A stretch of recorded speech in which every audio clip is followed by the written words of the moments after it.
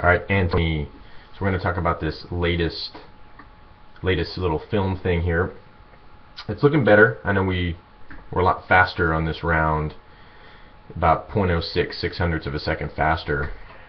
So we're making progress, definitely. Now what we're going to really focus on these next couple weeks, or at least this next session, is we're going to really work on the first 10 yards of your sprint and getting out of that box there. So let's take a look at kind of what we're doing. Now take a look. We changed in your before picture, the one on the left. So we changed your front foot and opened it up a little bit, because you can see you pivot on it. That kills a little bit of time. Doesn't allow that hip to open up. So in the after, you open it up, which looks good.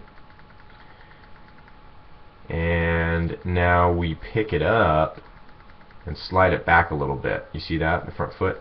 So it's open, but then we're killing time sliding it back. So we're going to actually add something this next time. We're going to try a little technique, what we were talking about the other day about using your muscle slings. So I like your hand positioning in that after one.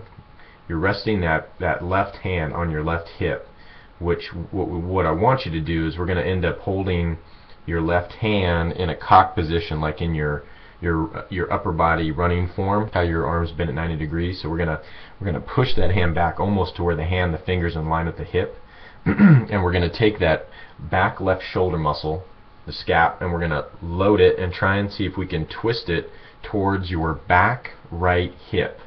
So that line from your back left shoulder to your back right hip, we're gonna contract that muscle, that arm back, and contract that sling. And then what we're going to do with your right arm is we're going to put it in front of you like you have it, bend it a little bit more at 90 degrees instead of where it's almost into 120 degrees there.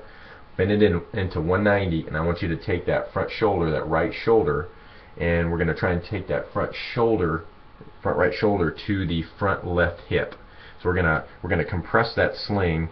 That if you drew a straight line from your right shoulder to your left front hip, we're going to compress those 2 points together, and then we're going to compress the points on the back side, the left rear shoulder and the back of the right hip. So we're going to kind of torque ourselves a little bit, and that should help with when we explode. It's going to help when that sling pops.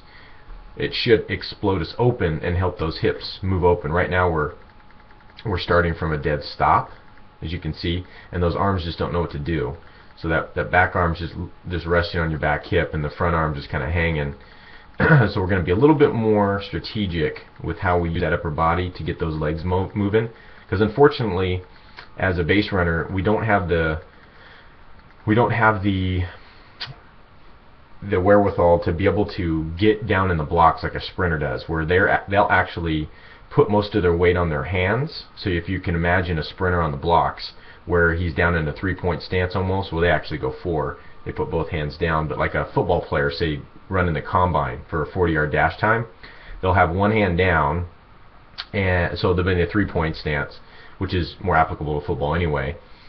And what they'll do is they'll shift their weight over their hands and have not a lot of weight on their feet. So when they take off, they're able to use momentum, or use their own body weight and momentum to move forward. And like what we talk about, trying to get your body, your upper body, like in our wall drill, our upper body way over our legs. We want to almost feel like we're tilting forward. It's hard from a base running standpoint to do that. We can't really lean on that right leg, because then it's going to make it harder for us to get back to the bag if we got a snap throw from the pitcher.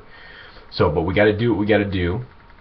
So I like where your legs are right now. Maybe we'll put a little bit of weight on the right, but not much. Maybe like that much weight, where you kind of go from even to about right there. Maybe just kind of lean a little bit, but not too much. Maybe more like a 55-45 weight distribution. But what I want to do is I want to really focus on our arm action and loading that sling and getting that sling to pop to get us to come open. Now I don't expect you to work on that until I see you on Saturday. We're going to work on that definitely then.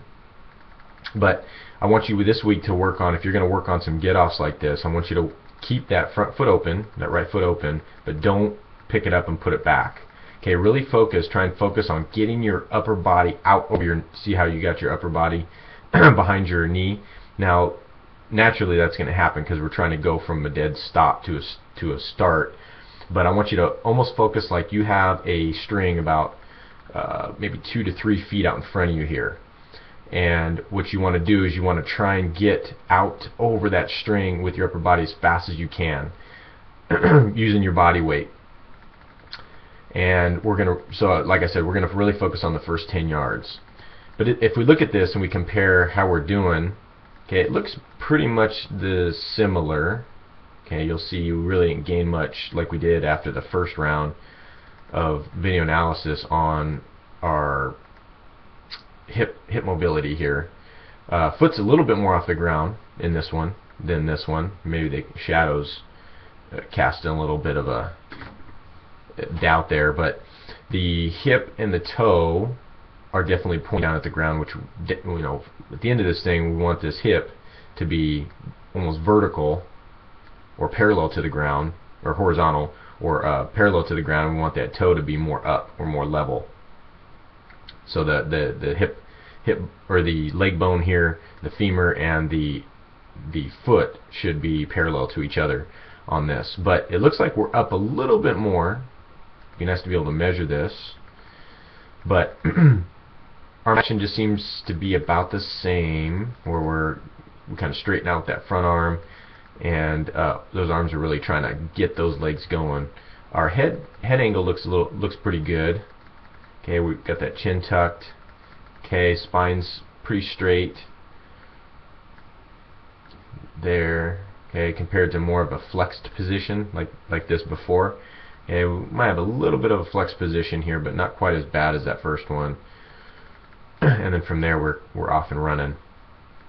But these first few steps are crucial, as we know, to getting started. That's where it's going to separate you. If you're looking for the 80-20 rule, where you're looking for the 20% information that's going to give you the 80% of results, it's this takeoff. It's the first 10 yards, the first 30 feet. So the first third of getting from first to second is going to be crucial for you and getting going. So other than that, man, we got some good stuff to work on this weekend, and I hope you have a good week. Keep working hard, brother.